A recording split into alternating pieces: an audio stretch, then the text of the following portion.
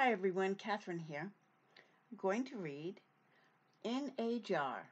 It's written by Deborah Marcero and it's published by G.P. Putnam Sons.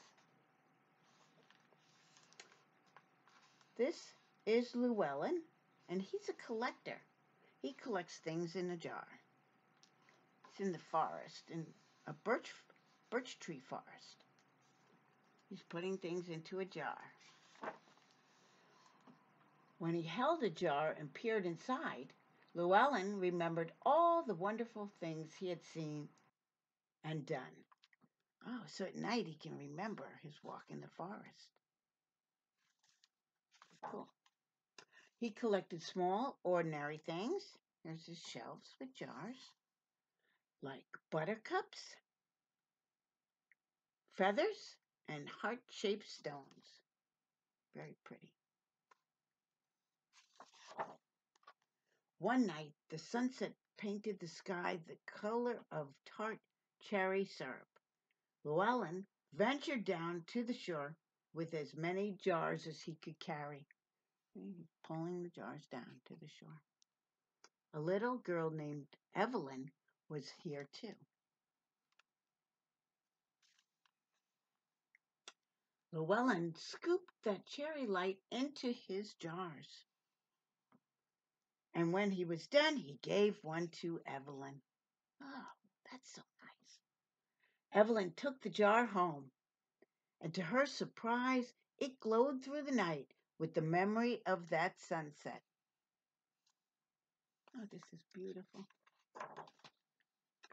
From then on, Llewellyn and Evelyn collected things together.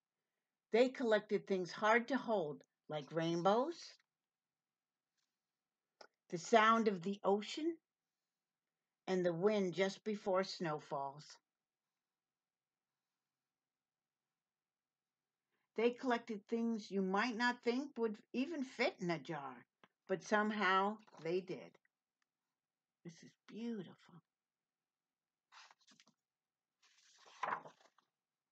They collected the wonders of winter.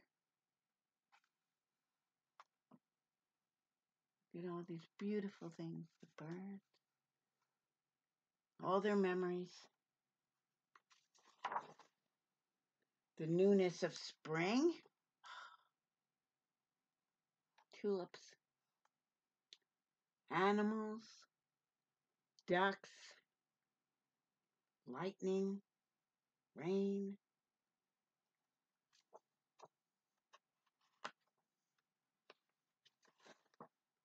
And the long days and shadows of summer. It's beautiful, just beautiful. Over time, their jars filled the walls of Llewellyn's house. Wow.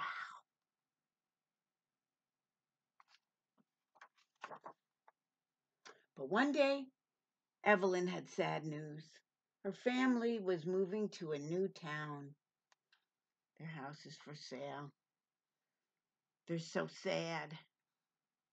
Best of friends. Too soon, it was time to say goodbye.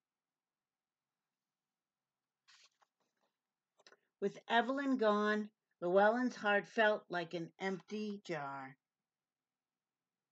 It's lonely. One night, Llewellyn lay awake. Falling stars glittered against the dark sky. He wondered if Evelyn could see them too. That gave him an idea. Llewellyn tiptoed out into the moonless night and collected the meteor shower in a jar.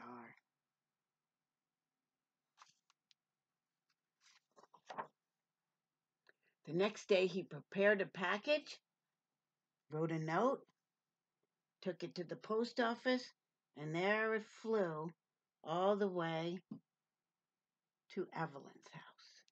When the box arrived and Evelyn opened the jar, the stars in the night sky fell around her.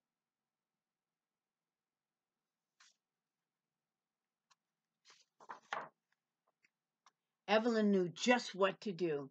She collected the sounds the crowds and the bright night lights of her new home, and sent them all to Llewellyn.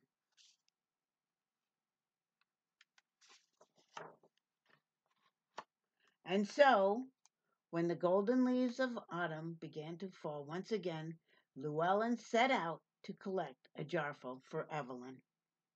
A little boy named Max was there too. Luckily, Llewellyn had brought an extra jar. The end. Wasn't that wonderful?